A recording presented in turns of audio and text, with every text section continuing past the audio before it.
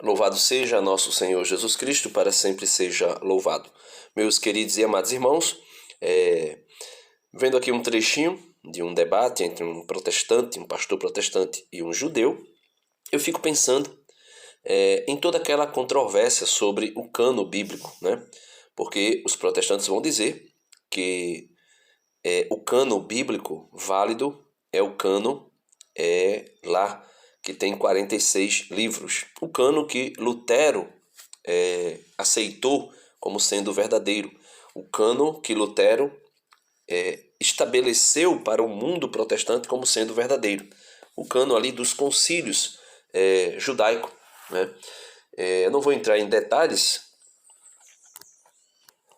Como eu disse, eu não vou entrar em detalhes a respeito do cânon, porque aí você pode fazer pesquisa e ver como é que o cânon judaico se formou, o cânon do Antigo Testamento, e como Lutero estabeleceu para o protestantismo esse cânon, né? Tomou para o protestantismo esse cânon.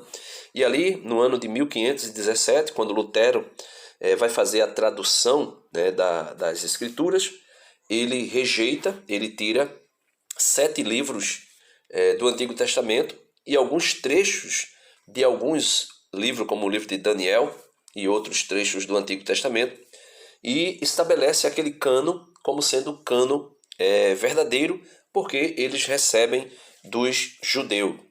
E por que eles estabeleceram isso? Eles estabeleceram porque, interpretando mal as Escrituras, Jesus diz aqui, veja, Jesus vai dizer assim, Jesus naquele diálogo com a samaritana. Samaritana representava o reino dos samaritanos, né? O reino de Jeroboão, quando se divide lá no início, depois da morte de Salomão. E Jesus representava o reino de Judá, o reino da tribo de Judá, que ficou 2 tribos, né? A tribo de Judá e a tribo de Benjamim, se eu não estou enganado, ficou junto com Roboão, o filho de Salomão. E ali se estabeleceu o reino do sul e o reino do norte, e a Samaria se torna, vamos dizer assim, inimiga, né? Não diria inimiga, mas é inimigo mesmo, né, dos judeus. E aí Jesus, conversando com essa samaritana, que estava vivendo exatamente essa contenda, porque ela vai dizer, como pode tu, sendo judeu, vir até mim e pedir a mim água, se sou uma mulher samaritana? Aí Jesus vai dizer para ela que se ela soubesse quem estava pedindo água, ela é que deveria pedir água a ele. E no decorrer da conversa, Jesus vai dizer assim, porque ela diz assim, ó, no versículo 21, Jesus lhe disse, acredita-me, mulher, vem a hora em que nem nesta montanha, nem em Jerusalém adorareis o Pai. Porque ela perguntou, o meu antepassado disse que alguém tem que adorar no monte, outros vão dizer que tem que adorar no templo. E aí Jesus dá essa resposta.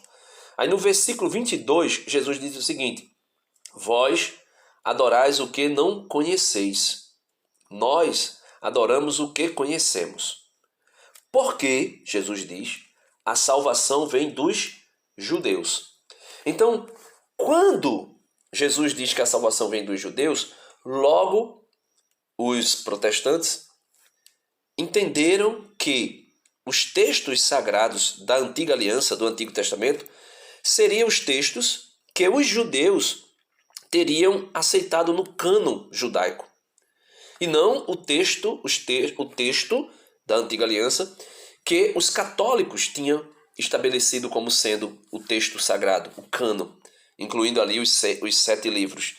E Lutero tirou isso. Quando Lutero tirou, a igreja foi no Concílio de Trento, o chamado Concílio da Contra-Reforma, né? Porque primeiro houve uma ação de Lutero, que foi tirar os livros e se separar da Igreja Católica. E depois teve a reação da igreja, ou seja, o concílio da Contra-Reforma, uma reação da igreja para restabelecer e reafirmar o que era a fé católica, inclusive o que era o cânon católico. A partir daí, os protestantes e os luteranos e os demais vão dizer que, a partir desse texto de Jesus, que diz que a salvação vem dos judeus, eles vão dizer que o cânon correto é o cânon judaico. Só, meus irmãos, que quando Jesus diz que a salvação vem dos judeus, Jesus estava falando exatamente dele. Ele é a salvação e ele é descendente da tribo de Judá. Ele é descendente ele é o descendente que foi prometido, né, a Abraão, quando o Senhor diz: eis que eu te darei um descendente pelo qual eu abençoarei todas as nações. Isso em Abraão, né? Ou seja, estava ali em potência em Abraão. E Abraão gera Isaac, depois Isaac gera Jacó, Jacó gera as 12 tribos de Israel. E da tribo de Judá, ou seja, de Judá, nasce o Messias, vem dessa tribo. E aí, um descendente direto de Davi. Jesus, ou melhor, o Espírito Santo, promete a Davi um descendente que reinaria para sempre, com cetro de ouro, que governaria todas as nações. E aí, meus irmãos, a partir disso, nós compreendemos, a salvação vem dos judeus, ou seja, vem da tribo de Judá, da linhagem de Judá. E não os textos sagrados somente, porque eles vão estabelecer como sendo os textos sagrados. E aí dão mais credibilidade aos judeus que não aceitam Jesus como Messias, ao invés de dar credibilidade à igreja que aceita Jesus como Messias. Veja aí, nesse debate é mostrado isso de maneira muito clara. Veja só.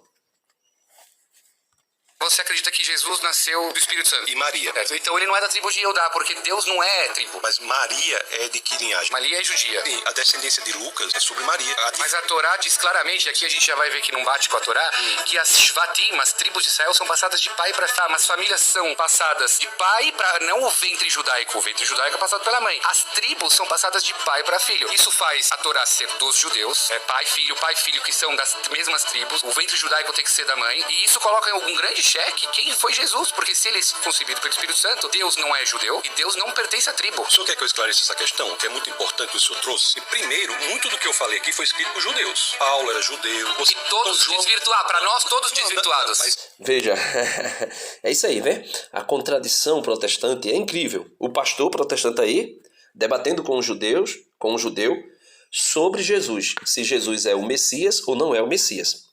Ponto.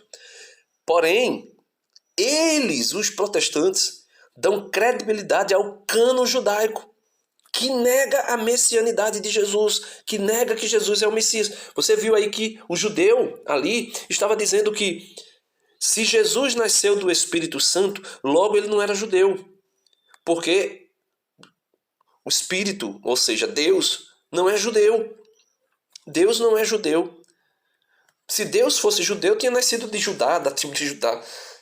Né? É isso mais ou menos que ele queria dizer. Aí ele vai dizer, não, mas ele nasceu de Maria, Maria era judia. Aí o judeu vai negar. Não, mas a genealogia não é passada de mãe, é passada de pai para pai.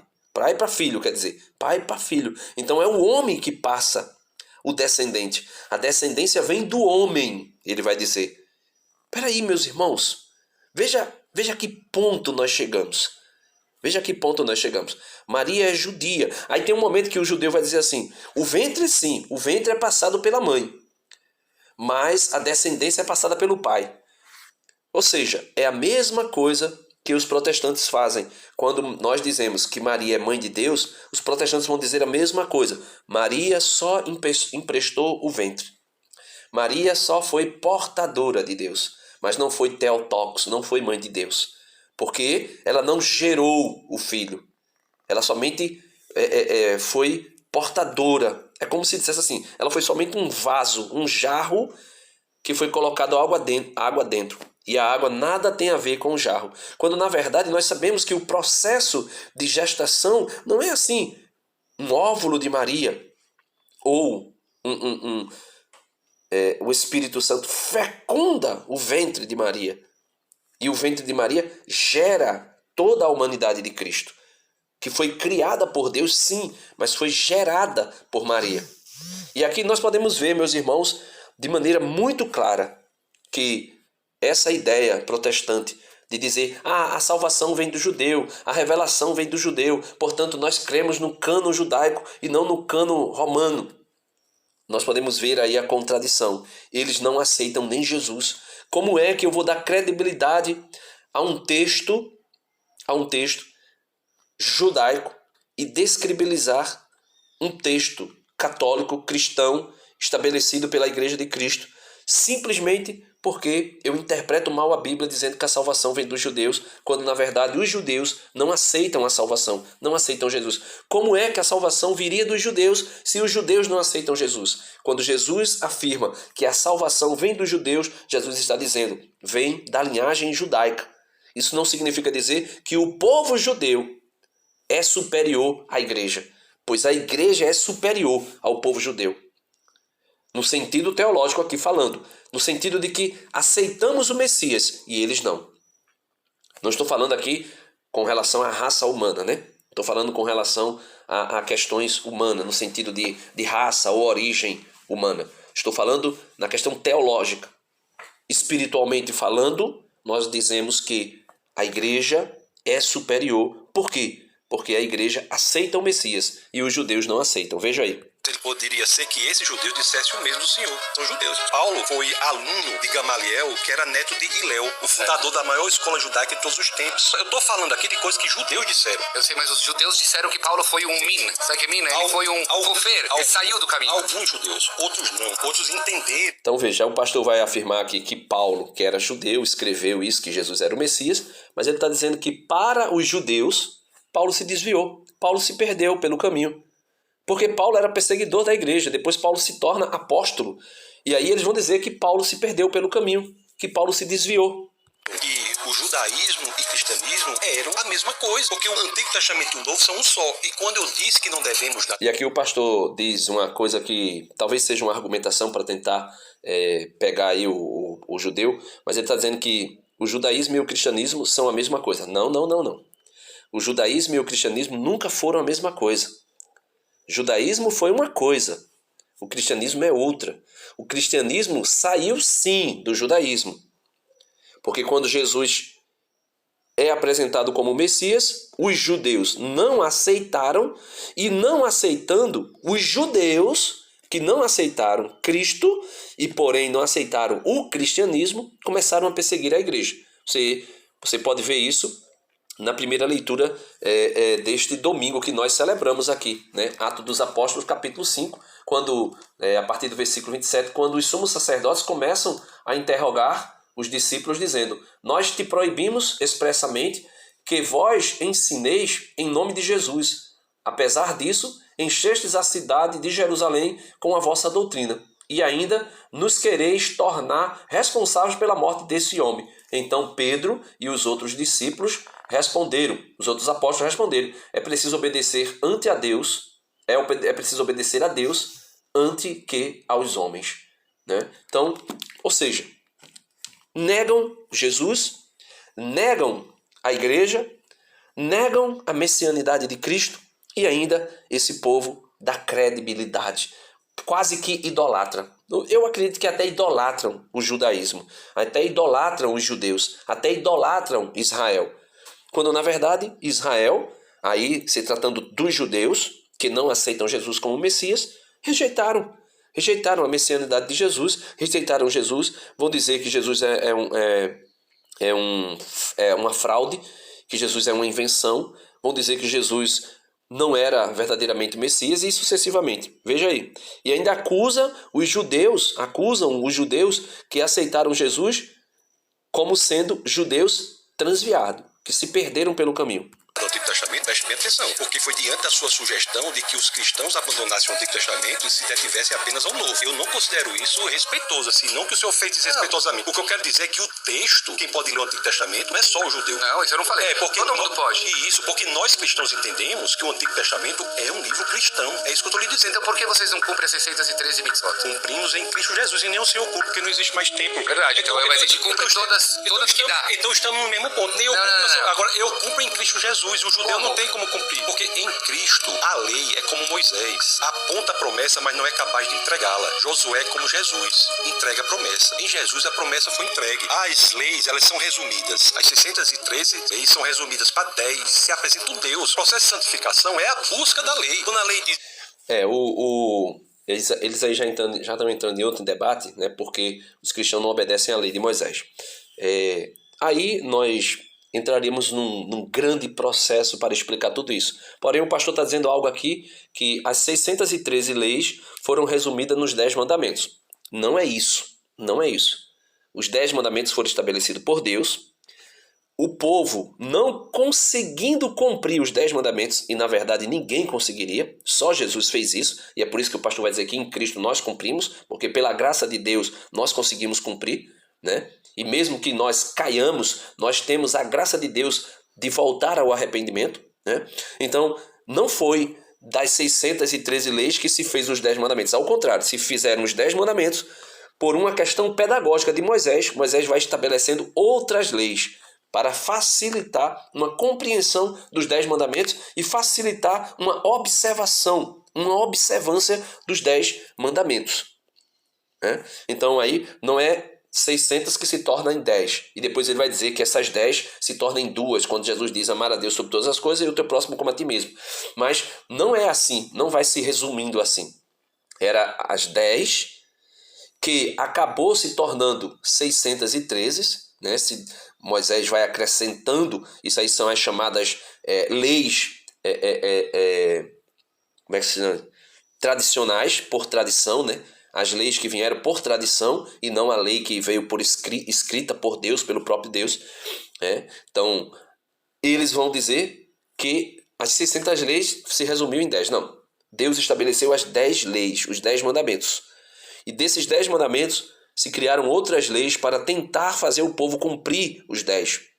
Só que quando chega Jesus, Jesus vai dizer que esses 10 mandamentos, eles podem ser facilmente cumpridos com auxílio da graça, claro, mas quando nós olhamos para 2 mandamentos apenas. Amar a Deus sobre todas as coisas, aí nós cumprimos os outros, que se refere a Deus, e amar o próximo como a si mesmo, e nós conseguiremos cumprir os demais que se refere ao próximo, no sentido de não matar, não roubar, não adulterar, quando nós amamos o outro como nós nos amamos.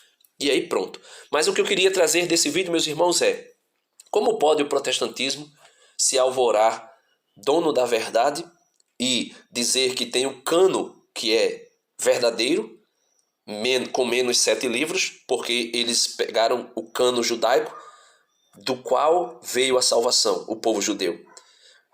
Quando, na verdade, os judeus não aceitam o Messias, não aceitam a igreja. Aí fica difícil, né? Deus abençoe a todos e até o próximo vídeo, se Deus quiser. Amém.